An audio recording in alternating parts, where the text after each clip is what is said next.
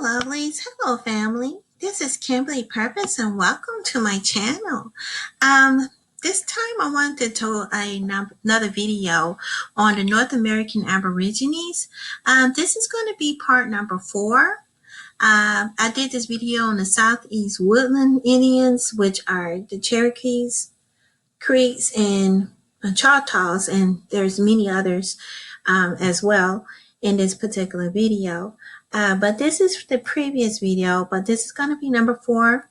I wanted to go ahead and do a continuation. It's a lot of information because several tribes that is included in Southeast Woodlands, and I just want to give a holistic overview about, the whole tribe in general. But I'm going to take you back to the article that we were studying from. This particular article is from the Encyclopedia.com, North American Indians, Indians of the Southeast Woodlands. And it was, it's from the Encyclopedia of Religion. And so I don't believe it's a particular author, but it was published, it's copyrighted in 2005. So yeah. And if you did not see the earlier videos, you may want to look at part number 1, 2, and 3 prior to looking at this videos, because we're starting off where we left off from the previous video. So I'm going to go ahead and scroll down. I believe that this video is going to be on the creation of the world. This is where we left off, because last month we did the video on the cosmology of the American Aborigines, and this time we're going to talk about the creation of the world and also the appearance of humans, according to this particular publication and everything. I like to do the encyclopedias because a lot of times our young people read them, and they come from, a lot of them are coming from different universities, and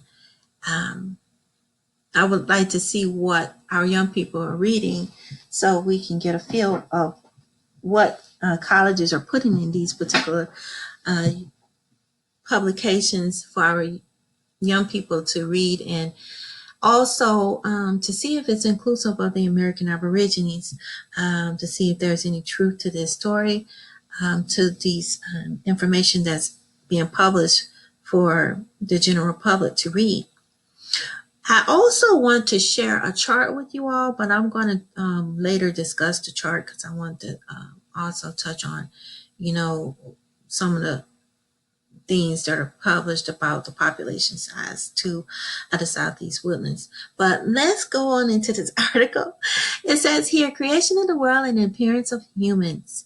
According to one Cherokee cultural narrative, the world of human habitations were created when animals living in Galit felt crowded and sent a water beetle to search for a place to live below the sky vault, where all was water. The water beetle retrieved mud from the bottom of the water, and this mud was fastened to the sky vault with 4 cords and each cardinal direction.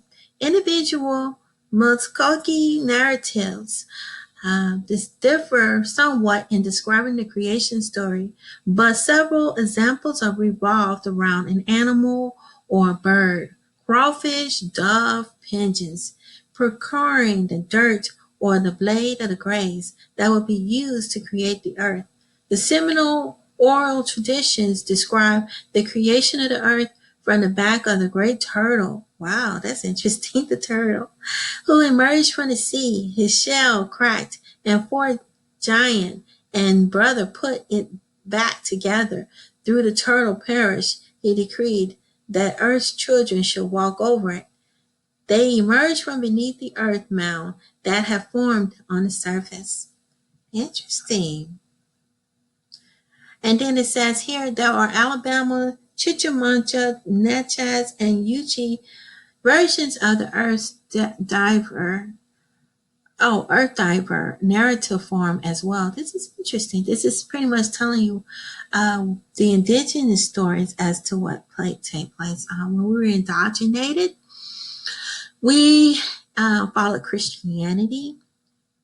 And since we followed Christianity, we started to um, believe in Genesis story, where the earth was formed by the Most High, the Creator. But I find this quite interesting, and it's interesting because in the Bible story in the Bible, the creation of the earth, and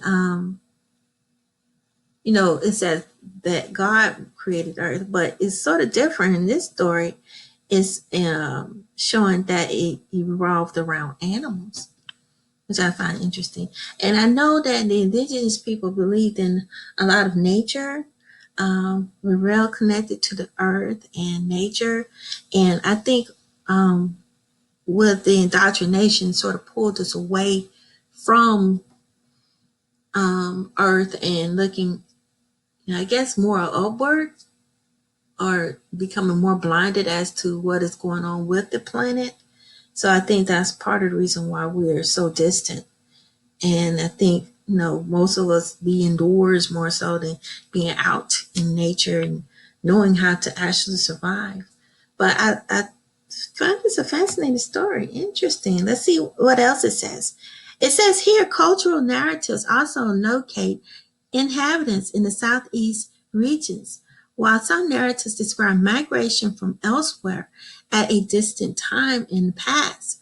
Muskogee, Cherokee, Choctaw, Chickasaw, other states that present-day southeastern localities, in fact ancestral homelands. Muskogee, Cherokee, Choctaw. Thus, in several cases, emergence from the earth is either stated Muskogee Choctaw or implied Cherokee. The existence of different narratives about single events with religious systems could not be construed or problematic nor considered as the local flaws in the system. For example, the presence of two creation stories as well as two flood narratives woven together in the book of Genesis does not typically result in such conclusions about Judaism, Christianity, nor does the existence of the four Gospels do so for the latter. Interesting, okay. I know, um, so they're saying they don't see a direct correlation, in other words, with the floods that's mentioned in the Bible. Okay, which is okay. It would be interesting, though, to see if there's a correlation between the American Aborigines and the Aborigines of Australia, because I believe there may be some sort of correlation there. I know the indigenous Aborigines in Australia is also connected to the earth and to animals and everything. It's a lot of their spirituality is connected to that, and I see a correlation between the American Aborigines and the Australian Aborigines, which I find quite interesting. It's like a straight correlation, and even a lot of some of the Africans also do that as well. I think this is a global thing because, melanated people were found globally around the earth and we were connected to the earth. And that's what indigenous people do and believe in. But I just find it interesting. They said they came from a different distance place. It was be interesting. I would love to read the stories because maybe if there's a story of coming from a distant place, it would be nice to see if the story gives some sort of hint as to what distant place the indigenous people come from. Yeah, but let's drill down. It'd be nice to find out what, to see if you can get more insight. But it says here, in those southeastern narrative traditions, animals existed on the earth before humans, which is the same as the most religions. And it says in spirituality. And it says engage in a variety of activities that humans would as well include conducting councils, staging dances, engages in athletic contests. Humans arrived on the earth soon after and quickly began to wear out their welcome by killing animals, competing with them for resources, and drawing them from their homes. Many of the animals play a role in alteration in both the landscape and the way of life in the world of humanity, human inhabitation. And that's true. It's really sad that it is really sad that this has happened. I still believe that due to colonization has a lot to do with it, because prior to the because there's stories and documentation, actual accounts that's proven that prior to colonization that took place in the late 1400s and the 1500s, the landscape was beautiful. It was untouched. They described the especially America's having a lot of trees and beautiful green forests and landscapes, taller trees that they have never seen before. And most of the Caucasians, unfortunately, the settlers came over here and chopped them down. So this destruction has and has taken over, fairly recent. It's not like thousands upon thousands of years ago. It's only been a few centuries, about 400 or 500 years ago for this destruction to take place. And a lot of animals are becoming extinct or displaced and don't have a place to go. And yeah, I could see that, and that's why I think us realizing who we are and connecting to our indigenous heritage is waking us up and realize that we have to do something about it. And I think us reconnecting to who we originally were, it's like we're sort of like the guardians of the planet, of the earth, of nature. That is something that we need to go back to. We respected nature. We actually respected nature. And there was actually an understanding that, we are in tune with nature, that we are just a fabric or a shred of grain, or just a little grain, and that's inclusive of the whole dynamic or the whole system of the whole planet.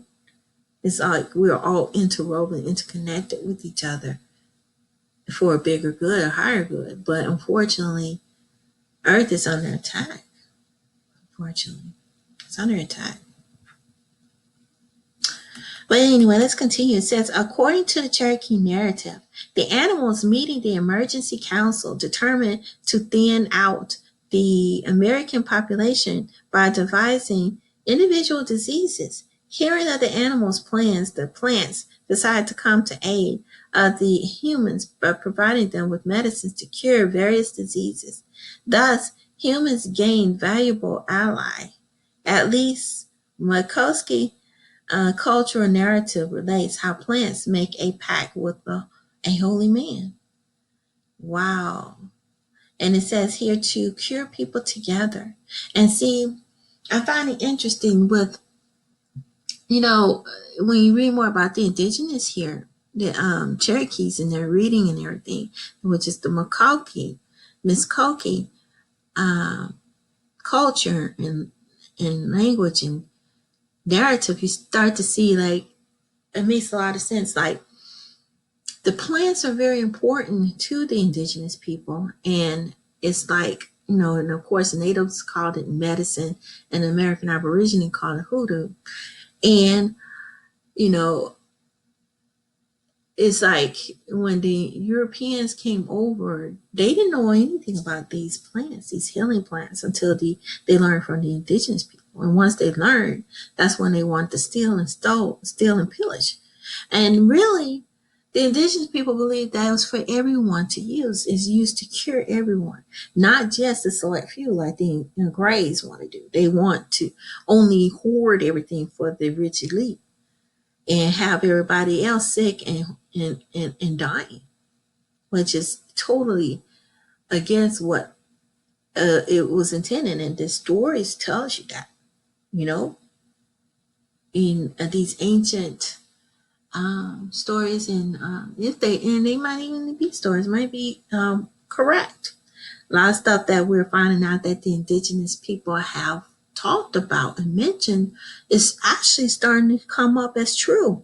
We used to think that they were fairy tales or myths, but then when you go and have archaeologists find evidence and show proof that all of this did happen and everything did occur, you know, you go, wow.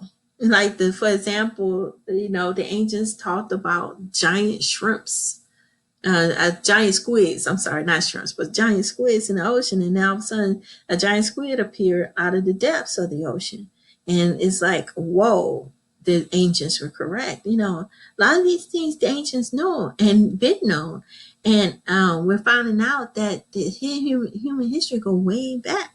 We're much older than what we think we are.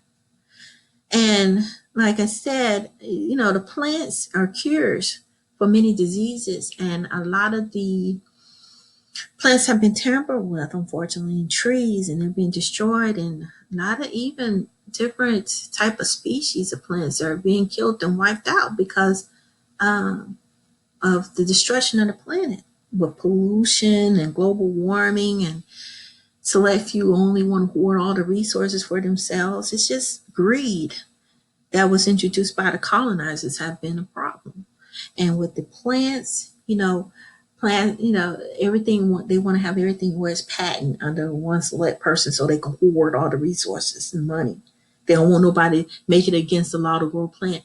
Marijuana is a healing plant. Everybody should have access to that, you know? But unfortunately, the law says otherwise. That is an evil plant, and they want nobody to have access to it, even though it's been proven that it heals people. It heals many elements, a lot of elements. And there's a lot of plants out there that does, but they want to manipulate it for themselves to make profit off of it, and it's wrong, very wrong. And they, you know, in a way, they got a very virus-minded mindset. You know, the ones who are in power. You know, everything is about money and control and greed. Only for themselves is selfishness. This just, the indigenous people never heard of. You know, they had a more pure heart and understand the concept of sharing and working together as a collective and connecting to the earth. But unfortunately, that has definitely been tarnished. But this is going to be it for this particular section of this encyclopedia. Uh, we'll probably go into it further with another video. But this was a very good read, and that would be really great research to go back and read these stories and see what they are like, and these creation stories, and see how, if it's really similar. According to them, they say it's not similar to the Bible at all. There's some big difference between the two. There's some differences. No, there might be a few similarities, but there's some differences, especially when it comes to the origins of how the earth was created. And I think I'm gonna try to research this even further and look up the early stories of how the earth was formed, and how it pertains to humanity as a whole. But I wanted to share with you all this particular chart because I love this book. It's called the Indian Almanac. Y'all might want to get this. This book is filled with a lot of information. This is on my blog right here. It says the estimated Southeast Woodland Indians population chart from 1600 to 1761. And it just says right here, I'm doing a video right now about the Southeast Woodlands. And I just wanted to share the earlier population of the indigenous Aborigines of Southeast Woodland Indians during the early 1600s to the 1700s. And so when I scroll it down here, you got to keep in mind, let's click on it and see if it'll open up. You got to keep in mind that this is the earlier populations right here. But I found this particular chart on page 135 of the American Indian Almanac. And I was talking about the Southeast Woodlands right here. And I was just looking at these population size. So these are not accurate. Sometimes I wonder, I feel like that they might have underestimated the population size to try to keep the indigenous population low. I think it might have been even higher than this, but that's just my theory. I may be wrong. And back then, you got to keep in mind, they didn't have cars and transportation. Just disregard that call. Um,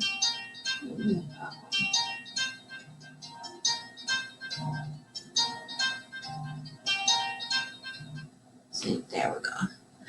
So yeah, I turned off the phone. Sorry about that. But yeah, well, you gotta realize that they didn't have cars back then and they couldn't drive around and actually see how many tribes are.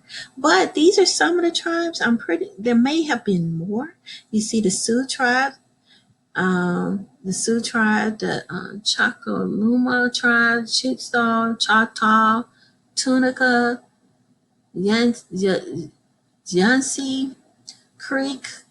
I can barely read this. I'm sorry, you guys. Cherokee and Goulet, Yuchi, Chanasi. I can't see this. I need glasses. It's so small. Let me see if I can make it larger. Yeah, there we go. I made it a little bit larger. Here it is. Takora, Kusabu, Manhiran, Nataway, and Shawnee. But these are just some of the tribes here, you guys. See if I can shrink it.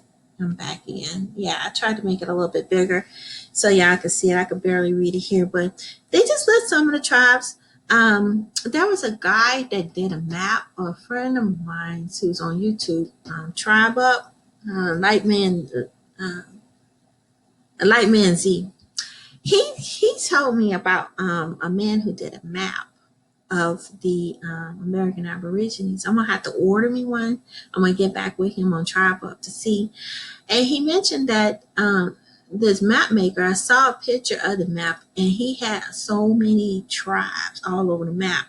And this right here, he named even more tribes because I believe he was really connected to a tribe himself, and he probably talked to other elders who could remember things and had stories and everything passed down and traditions and records passed down.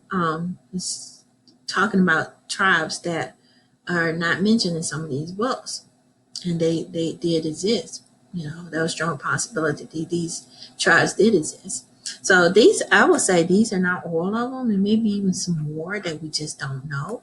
But this book just covered a few right here in this particular chapter on the Southeast Woodlands, and gave some idea of what the population probably was during that time. But we're going to go back, and this is going to be the conclusion of this video. And so I would love to hear from you guys. I want to know which tribe you're from. Please post it below. And also, if you know anything else about the creation stories that the indigenous people have and familiar with that, please put that below as well. I found this article on encyclopedia.com to be quite interesting and fascinating. It's a great resource. Even though they didn't go more into the ethnicity of what the people were, they did give a good detailed account of, I guess, information, more depth information about the cultural aspect of the indigenous people and their beliefs and mindset. But please like this video and thumbs up, and don't forget to subscribe. I have my counseling and wellness center. I'm doing some educational classes there. I'm also working on Aboriginal Truth University. I'm going to start uploading videos as well there. And I'm trying to get on the blog. I'm going to get on that, the Aboriginal Truth blog. And I have my backup channels. You may want to check on that. And I also have Patreon and PayPal, and also, what is the other one? And a GoFundMe. But yeah, till next time, family. Love and peace. Bye bye.